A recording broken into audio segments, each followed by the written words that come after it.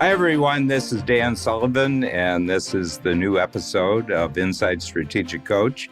And today we're really going to go inside Strategic Coach with an entrepreneur that I've been in constant conversation with since 1994. Thai Food, 57th Street in New York, La Colonial. Great restaurant. I don't remember anything I ate because Charlie was there. So I have Charlie Epstein, and I have my partner here, Shannon Waller, who predates Charlie because Shannon started on Strategic Coach in 1991 as a crucial team member and has done nothing but grow since she got on. So first of all, it's just such a pleasure that we can talk about everything over the last 27 years, but we can also talk about something I suspected in the first year when I first met you. So there's two stories here. There's your unbelievably successful career as a wealth advisor, financial planner for really, really successful people. But that's the day job, okay? In the very first time we had dinner together, and we clicked. I mean, we've always clicked on a lot of different levels. And what happened is that you showed me a whole other side of Charlie, which is the entertainment business, stand-up comedy, theater. And I remember after the dinner we had with you, we were walking back to our hotel, and I said, I got a suspicion that Charlie is telling us what the day job is, but my feeling is the big thing is the night job that he's talked about. I said, he's proud of what he's done in the day job. He's passionate about his night job. So can you fill us in, Charlie, and just, kill the suspense? Let's just go to the punchline right now. And you tell him, what you've created, and then you can show how the day job actually freed you up to do this. Yeah. And first off, everybody, I think as entrepreneurs, we all wander in the desert, looking for the oasis and the elixir in life. And Strategic Coach and Dan and Shannon, because Shannon has coached all of my team, all of our employees over the years. You've been that oasis. People say to me, 27 years, man, boy, haven't you figured it out? I always save Dan likes me because I'm a slow learner with deep pockets till the very end. But I always say to people, tell me one thing that you've done for 27 years, every 90 days consistently. And they always ask me, why do you go back? And I say, it's where the oasis is. It's what everybody's looking for, in that desert when you're lost. So the punchline for everybody is I was born as an entertainer. My mother likes to say when I was born and I came out and the doctor held me up, everybody laughed, so I got my first big laugh right in the OR. And my mother was an opera singer and her father was concert master, Radio City Music Hall in the 1920s. But my father on my other side was an entrepreneur and a businessman, and his father was an accountant. So I say I was born with a divine discontent. There's Charlie Epstein, entrepreneur, financial advisor, and Charles Brittain, which is my stage name, actor, performer, artist. And it's taken me 64 and a half years, which is so cool because I'm going to live to 148. So I'm not even halfway there to get to this place where we've created a one-man show called Yield of Dreams that I first performed last August, more as a stand-up storytelling show. Got a lot of feedback, hired a playwright, rewrote it, and now it's a play. And the play is really about how I've been able to bring Charlie Epstein and Charles Brittain together rather than fighting with each other in simpatico performing together. And it's been an amazing journey. And the show, the audience gets to go on the journey with me on an airplane. Amazing. We have a Tony Award-winning light designer who designed the lights, but we can talk more about those details. But the show really asked the question, folks, what did you want to be when you grew up? What happened to that promise? Mm-hmm. And how do you restore that passion and energy in your life? And then, so it takes you on an emotional and spiritual journey, but also a financial journey because I'm still a financial advisor. So I've managed to weave in conversations about people's myths about their money that stop them from pursuing their passion. So that's it in a nutshell to start. Yeah, and I think it's very timely. Another passion that you and I have is discussing the current geopolitical issues in the world. And I have a sense I've been guided by a great author by the name of Peter Zeihan. Sounds like Zion National Park, Yep. Zeihan. And he's written 4 great books in the last 8 years, each of them more impactful than the other. What he's predicting is that we've lived in a world that was still created by the outcome of the Second World War, with America being the dorm supervisor for the whole world and the protector, basically the cop and the funder. And that period was created because of the fear of the Soviet Union, and where the Soviets created an iron curtain, America created a prosperity curtain to keep the Soviets in their own field. And that it's over now and a whole new world is starting. And the United States has just decided to come back and take itself to another level. And it depends upon its citizens to be really fully in ownership of their life, their liberty, and their happiness. And my feeling is that your play and what's happening in the world have coincided. Wow. Well, it's interesting because I'm working on, so after the show, people are asking me, what do I do, Charlie? How do I get out of my way? How do I overcome my doubts and my obstacles? So Peter Zeihan, Howard Getson, and I are actually creating a workshop for people.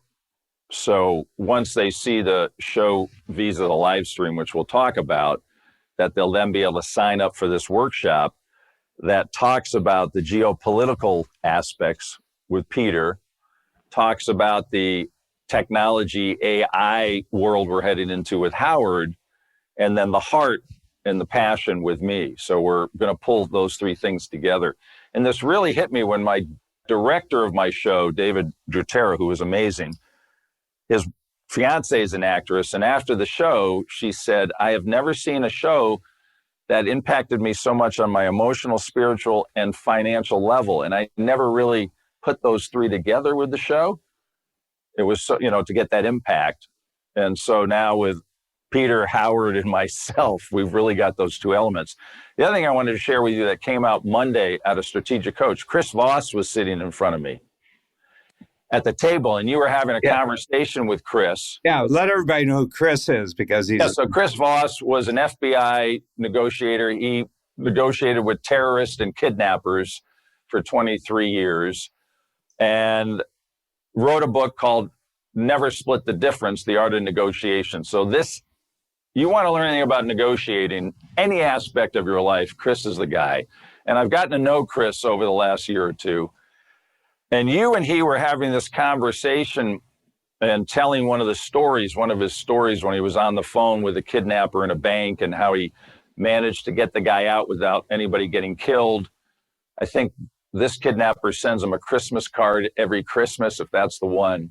But something went off in my head, because in my show, I look at the audience and I say to the audience, listen to that voice in your head. I have everybody close their eyes and listen to that voice in their head. And they say, what voice? The one that just said, I don't hear anything. That voice that always doubts who you are, that always questions your abilities. And then I look at the audience and I say, if you want to doubt something, why not doubt your doubts?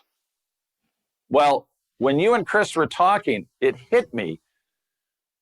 Everybody, their doubts have kidnapped them. Yeah. So I looked at Chris at the break and I said, I have this idea, you're a negotiator, but I'm in the business of trying to get people to negotiate with their mind and stop doubting themselves. I think there might be something here. So we have a Zoom call scheduled next week to talk about how to put Chris's genius and Yield to Dreams genius together and maybe teach people, all right, Charlie, you've told me how you've done it in the show, but how do I actually do it? What are the steps so I can have my mind stop kidnapping me? that voice from kidnapping me. Anyways, I just excited by the possibilities that come out of being around incredible people like Howard Getson and Peter Zion and Chris Voss and that kind of thing. Giving some respect to the 40 years of your work in turning people's financial lives around. And actually, when they think that they've done everything that they think they can achieve, you say, well, that was just the R&D part of your life. Now let's get to the real business of your life. And I think Yield of Dreams, and then, people say, wasn't there a movie about that, baseball or something? So tell the connection there. Yeah. Then talk about, you actually went and filmed yourself in the actual ballpark in the middle of the Iowa cornfields. And that's now a super tourist attraction. Millions of people go there every year to see this. The shrine. And they do it because they want to be back in touch with the movie. But the big thing was the transformational plot of the movie. And so you've made a phenomenal connection, just to ground people in something they've all seen. And I bet the streaming downloads for Field of Dreams will go up just as a result of our discussion here. Right. But the big thing is that the United States, America especially, is the Republic of Dreams. Yeah. So a couple of the mantras that I've discovered in my life and from the show. The first one is, I ask people, what would it be like to live a life of wonderment, joy, laughter, and play, and discovery for discovery's sake? That's it. Like, imagine you woke up every day living in wonderment, joy, laughter, and play, and discovery for discovery's sake. And people will look at me like, what? I said, yeah, this is your job. Your only job in life is to wake up joyous. And what are you going to discover? Not necessarily for something, but just to discover something. So I say that first up front, Dan, is because this journey that I've been on creating this one-man show has been just that. And let me just start 2019, January 2019, Abundance 360, everybody. So that's Peter Diamandis' program. I've been a member, thanks to Dan, since the beginning for 10 years. And when I attended that session, the first day was a networking session. And I wrote down one name. I said, I need to meet one person today. That was Mike Koenigs. Yes. That's the name I wrote down. I knew of Mike, but we didn't know each other. So I walk into the session. It's an empty room. I sit at an empty table. And who's the first person who sits next to me? Mike Koenigs. Mr. Tinseltown himself, right? Mm-hmm. Folks, capability amplifier, Mike and Dan, unbelievable. So I turned to him, I said, I've wanted to meet you. We had lunch. Long story short, I told him I wanted to get back doing stand-up. I hadn't been on stage in 19 years. And over a 6-month period, we finally got to this place where he said, Charlie, you should be like other comedians. Hire a team of comedians to help write this show for you. Now, I said, that's great, Mike. I haven't been in the business in 19 years. He said, you hire me to be your producer, I'll find the comedians. So October of 2019, I fly out to La Jolla to hole up for 2 days in Mike's condo looking over the Pacific Coast Highway. And I want to share this story because I had nothing when I wrote Mike a big check to fly out and spend 2 days with 3 comedians in Marissa Brassfield. I had nothing written. I had nothing. And there's a documentary film, folks. When you go to the yieldofdreams.live site, you can watch a documentary that Nick Nanton, who, by the way, just produced Dick Vitale's documentary that ESPN bought, and I just saw it the other day in Chicago. 21 Emmy Awards he's won. 22, right? I'm sorry. Yeah. I was talking to him 3 months ago. So, So the point of this story is, I always say to people, how big of a check would you write to discover something you don't know about yourself that's a possibility that could be a major breakthrough? Now, I believe in angels and I believe in God, and I believe you have to have ears for the angels. So I just want to tell you a story because I get on the plane from Hartford to Atlanta, flying to San Diego to hang out. Oh, of course. And on the first leg, By the way, that constitutes a direct flight these days. Yes, it does. I sit next to this incredibly successful guy in his 70s, and we just talked for 2.5 hours. I'm like, wow, picture of success. Then I'm getting on the plane from Atlanta to San Diego, and I look over to see who's sitting next to me in first class, and it's what I call in my show Mr. Yield. You know, he's in a power blue suit, white shirt, tie, cufflinks. And I get on this 5.5 hour flight and I sit next to this guy who's super successful, CEO of a capital markets consulting firm, and I can sense miserable. And he proceeds to tell me he just turned 50. And I finally say to him, what do you really want to do in your life? He says, really? I said, yeah. He says, I want to run a nonprofit and make an enormous impact in the world. And I said to him, well, why don't you just do it now? He said, no. I need 10 to 12 years to get the yield on my portfolio in a place where I can finally do what I want to do. Yield. Magic. I get into the room the next morning with the 3 comedians, and they spend 2 hours asking me, what do you want to do? Money seminars? You want to do, I said, no, I want to do stand-up. I want to create a show. Took about 3 hours, and then I start telling the story of Field of Dreams. And for those of you who haven't watched Field of Dreams, I've only watched it 100 times and I still cry in all the same places.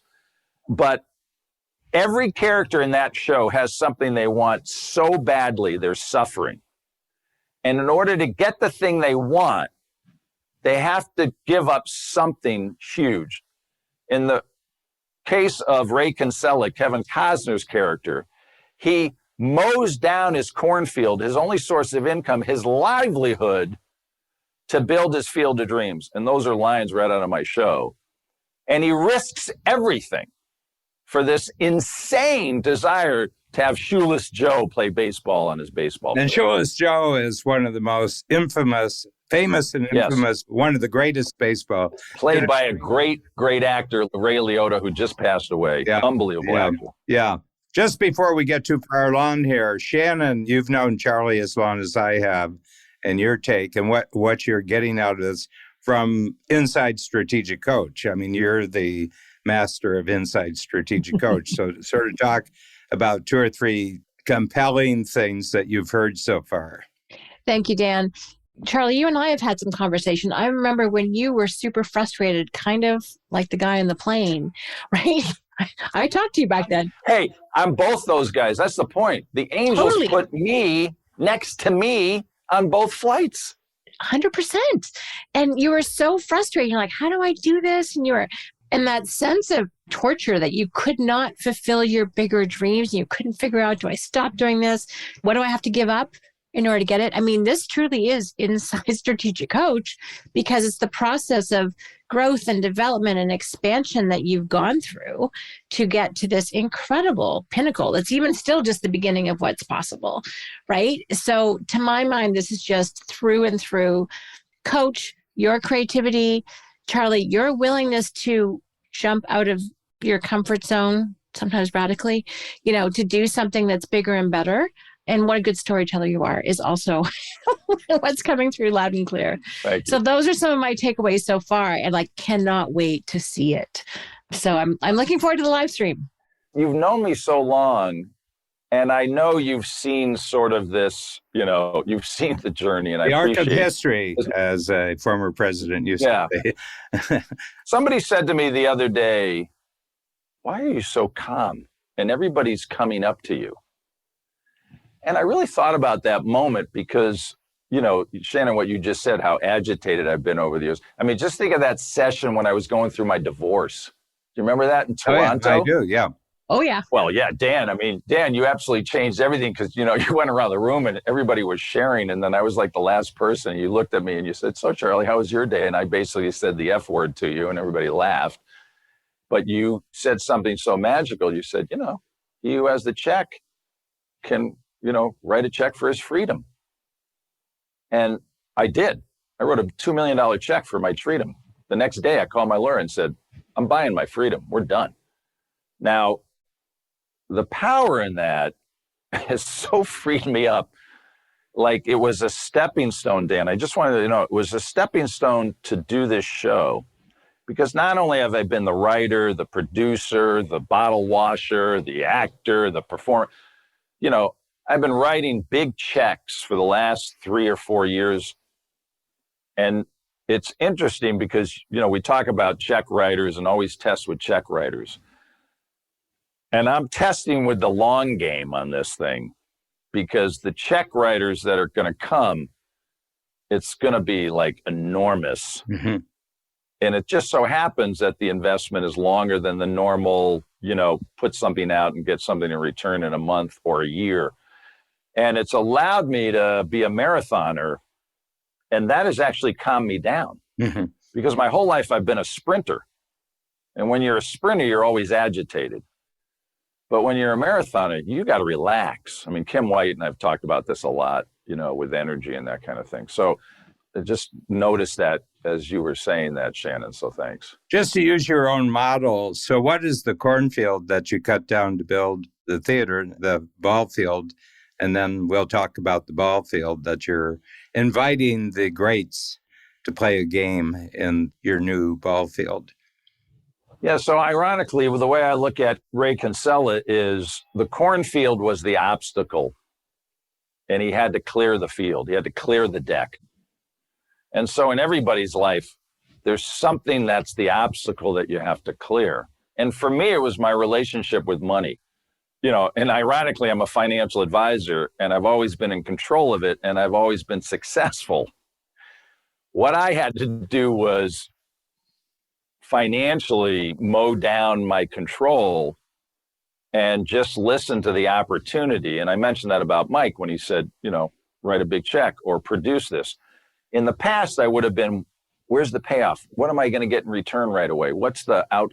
And I love the moment in Field of Dreams when Ray Kinsella is on the tractor with his daughter and he's mowing down the cornfield. But as he's mowing down the cornfield, he's telling the story of Shoeless Joe.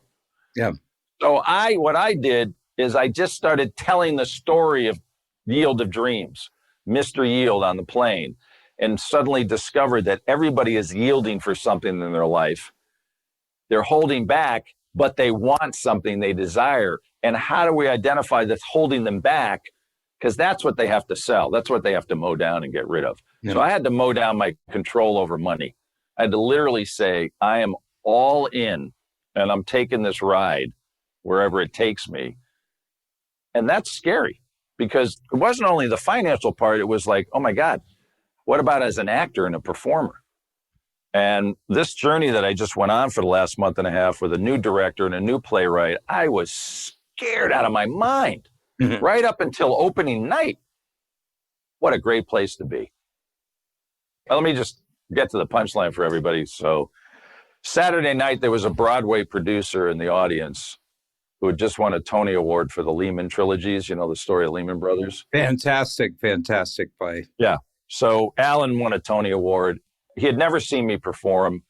And after the show, he walks up to me and says, I had no idea what amazing performer and actor you are. He says, as a matter of fact, we're producing 42nd Street at the Goodspeed Opera House in Connecticut. And we want to take the show to Broadway in 2023. And I just called my partner, Richard. He said, show ended. I just called Richard and said, there's a guy who hasn't signed.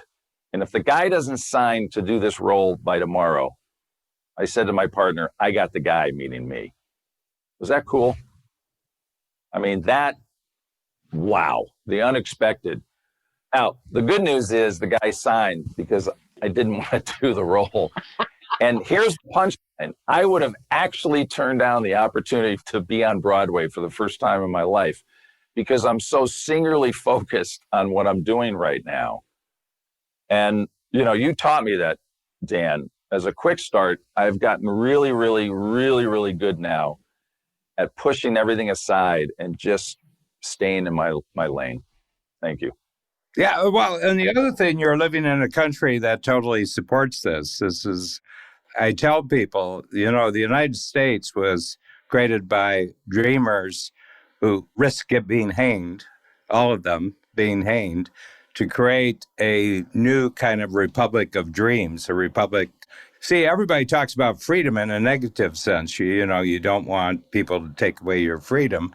But then you find, and you pointed it out earlier in our chat here, that the biggest obstacle that's keeping you captive is actually your desire for security at the cost of your opportunity. That is the essence of what I do as a financial advisor now that makes us so different from everybody else. Actually, my playwright, she said, do you know that you actually own a word? I said, I know. She said, no, I Googled it. Desirement. I own the word desirement, and I trademarked desirement planning because you know what the word retirement means. It means to put something out of use. And I say to people, I don't know anybody that wants to be put out of use. So we're in the business of helping you create a paycheck for life so you can do all the things you desire to do. But first, I got to know, what do you desire to do? And then what have you sold out? And then we actually have gamified the process. We have this deck of cards. We call them the Desirement Dream Cards. And we put people through this process to identify their top 3 priority goals, their top 3 desirement dreams, and the 15 myths that inhibit their ability to pursue their passion.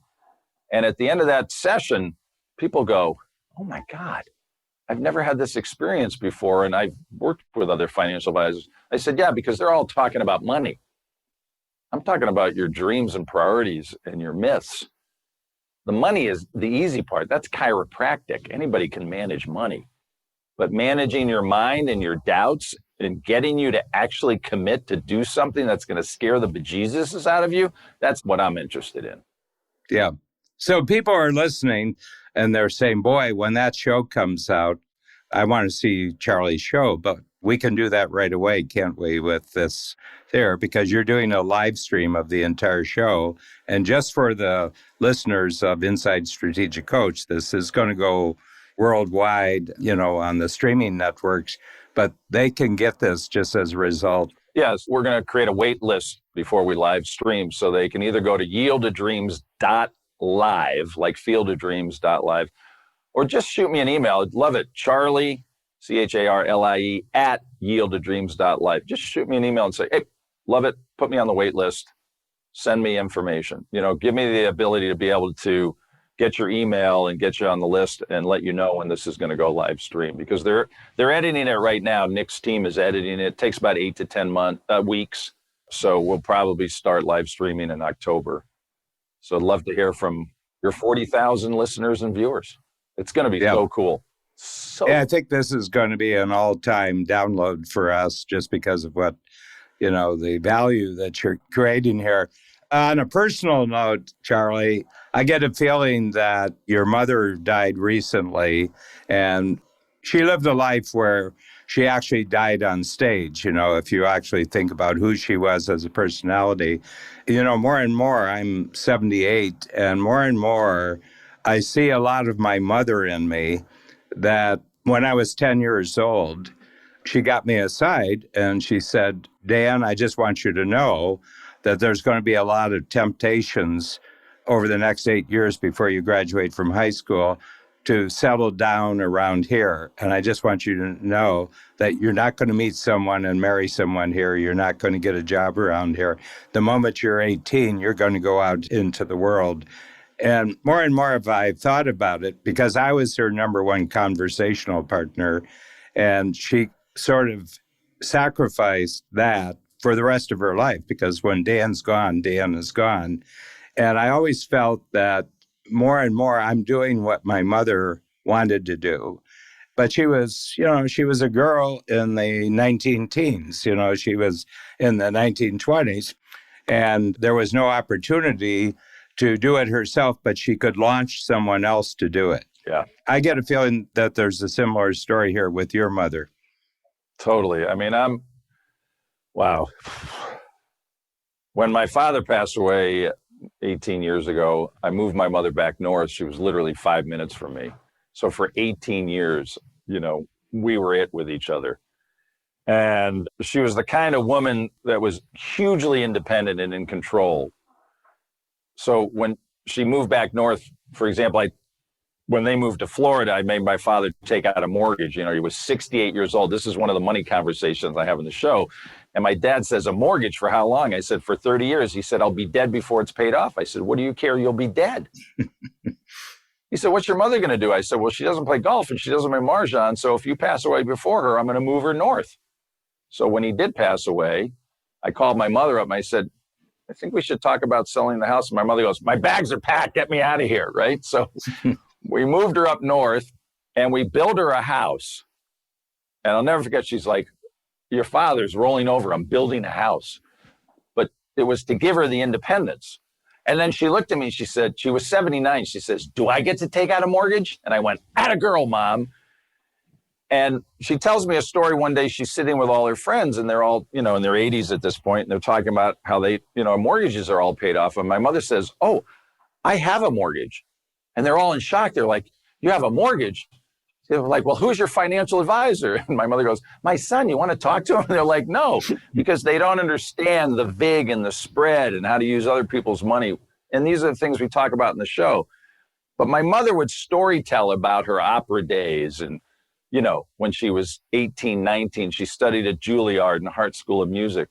So just like you, Dan, we had that, compassionate conversation. And I was just like you, the go-to person, to storytell and act out with her.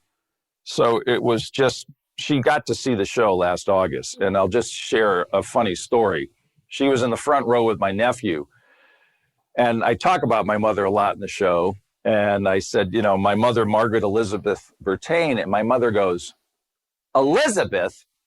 Right in the middle of the show, she goes, that's not my middle name. It's Cecile. And I look at my mother. She's right in the front row. And I'm like, not even a foot away from him. I said, are we going to do this now in front of everybody? She goes, well, if you got my name right, I've only been your mother for how many years? And the audience is like peeing in their pants, right? She's an actress. She's a showwoman. I was giving her the opportunity to perform, It was such a great memory. Such a great memory. Yeah. Let's go through morale, momentum, and motivation, which is a standard thought process in Strategic Coach. Okay, we're just summing up your life until now. What's the thing you're proudest of now? Now you look back, you've wrapped up stage 1 of your life, and now you get on to the important stage 2 of your life. What are you proudest about of stage 1? Adopting my children. My son is Vietnamese and my daughter is Chinese. My first marriage was a shipwreck. But the thing I'm most proud of is my first wife and I went to China and brought my daughter Hannah back and brought my son Noah back from Vietnam. And that's the greatest accomplishment, in this chapter, to be honest with you. Charlie, just for my personal interest, was I named in the divorce proceedings as the other person? No, but remember how you used to say when spouses were upset about you and Strategic Coach, what was it they used to call you? Well, I had a divorce where my client, a man, was, as evidenced in the divorce court, he brought along 1,200 emails she had sent him, and they were flamers, But that's where I learned that Dan wasn't my first name. It was a word that started with F and ended with G. And I was named in 600. And I said, I feel really proud about this. First time I've ever been named. And she says, before you started with that bad word F and G, Dan Sullivan, we were happy. And now that screwed everything up. So my sense is, I said, I only got one client and I'm totally committed to the freedom of my one client. What happens with the other people in the person's life? Well, that's private negotiation. I don't involve myself in that. It's funny because people will say to me, how was your divorce? I said 5 judges, 5 lawyers, 5 GALs, which is a lawyer for your children, of $5.5 million, and you'd be as happy as I am. Yeah. Charlie, momentum, what are you really confident about right now? Right at the moment, what are you so confident about what's happening right now? 2 biggest things is taking Yield to Dreams on the road, doing a live tour, 30-city tour. And I'm also working on a reality TV show called Money Makeovers. So this is the real big enchilada. If you turn on the TV set, I don't watch reality TV, but everything's either a cooking show or a home remodeling show. There's one money show called The Profit. But this show is a show where I go in like Anthony Bourdain and I have my team of experts like David Chan does in his cooking show. And we work with a family and pull back the curtain on their financial problems and their psychological issues and how they relate to their myths about money. and we provide solutions. And in doing that, we empower our viewers to give themselves freedom, to learn how to find and pay for the freedom to have what they want, and then have their money aligned with their Oh, that's passion. brilliant, Charlie. That's going to take off like crazy. Yeah.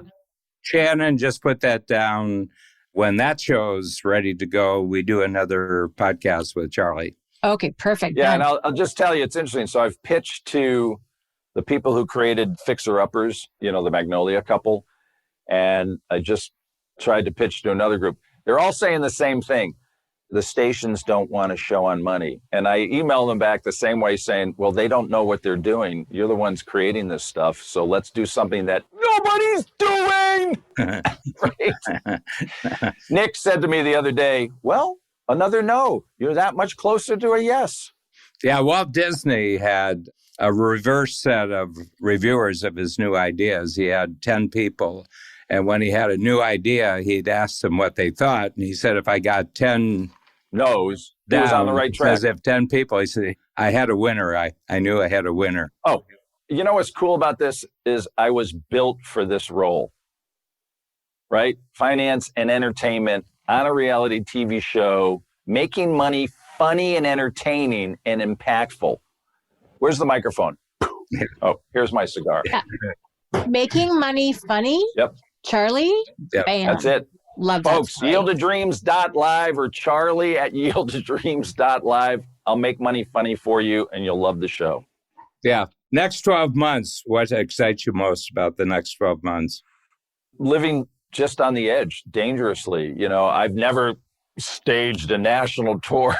I figured out how to do a show. Now I got to stage a national tour. Never put together a reality TV show. And here's the other cool part, is our financial business is just on fire, and I don't even have to think about it. I'll give you one last story. Somebody said to me, well, what does this have to do with your business? I said, it's everything. It's both entertainment and marketing at the same time. The Monday before opening night 2 weeks ago, I get a phone call from a gentleman I hadn't heard from in 3 years. He said, I'm calling you for 2 reasons. I've been getting your emails about the show. I'm coming opening night. I need to talk to you. So he went to the show Thursday night.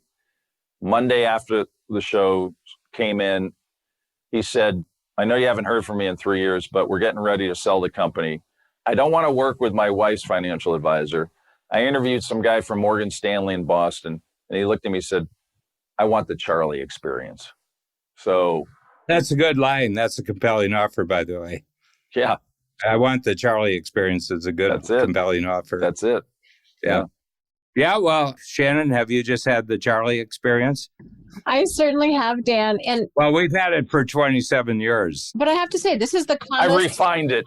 The calmest, happiest, and frankly, also most contributing version of Charlie ever. So to see where it's come, the investment that you're making, living on the edge, I'm super excited. And this is going to be epic. It already is, but I can just see the impact because this is a conversation that people aren't having and they're not tying it to their desires. And what you're going to open up for people is going to be incredible. So thank you for sharing with us, Charlie. This is really fun. Yeah. You just may realize, money without passion is worthless. It's corrosive, actually. Yeah. I mean, if it's not tied to passion, it's worthless. It is corrosive. It's a disease. That's why people have so many worries and fears. The last thing that I've discovered out of this whole process, and I owe Kim White, for those of you who don't know, who's our energy coach, people say to me, what did Kim do for you? I said, not much. He removed all fear in my life. Mm-hmm. Now, I've said I'm scared shitless doing the show. He removed all past fear. Correct. So you could have creative new fear. Real fear. No, real fear. Productive fear. Yes. Like fear that you want to ride, like being on the edge of a surfboard on that big wave and you don't know if you're going to wipe out or you're going to make it through the tunnel. That's fear worth having. Mm-hmm. Yeah. Just want to ask you one more question. Have you gotten any feedback? Aren't you a little bit late in life to be doing this new thing, Charlie? So Saturday night, Dan, my entire family was in because my mother's memorial service was the next day, Sunday morning. And I'm the youngest in the family. It's 65 to be. So everybody's, 70 to 80 something. And periodically I would look under the lights and see all my retired cousins and sister.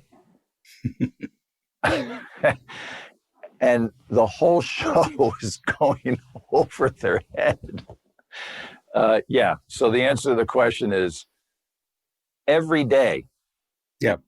Except the young people, Dan, here's what the young people say to me. This is so amazing that you're still going for crazy at 65. What an inspiration. Yeah. I just wanted to relate to another project I have. It's with a personal friend from New York City. I met him through Joe Polish because I meet everybody through Joe Polish. He was telling me about 5 years ago, and he was at that time 68, 69. And he's been a documentary filmmaker, new fashion season for Ralph Lauren.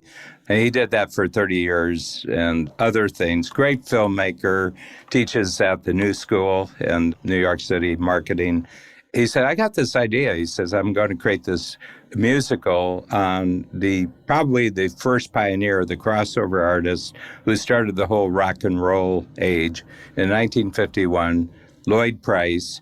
Very famous, had 10 number one hits, actually created the first doorway for teenagers in the United States to have this kind of music and was just phenomenal. But he created his most famous, his personality, Lloyd Price. He died 2 years ago, didn't take drugs, didn't drink, was just a total good person. So right now, the play is together. We invested in it. I said, Babs and I will pay the coffee. He said, I'm looking for a little bigger investment in that. So we did. We did round one. We did round two. And we're at round three now. So they got the play together in New York, showed it to the media, showed it to investors, opened up in Philadelphia in February, 3-week rave reviews. We opened in Chicago for 10 to 12 weeks. We're on the train that he's created, and that's 10, 12 weeks. And then the next step would be Broadway. So it's really, really interesting. Babs and I think, are probably going to be going to New York quite a bit in 2023 because Charlie's going to be there.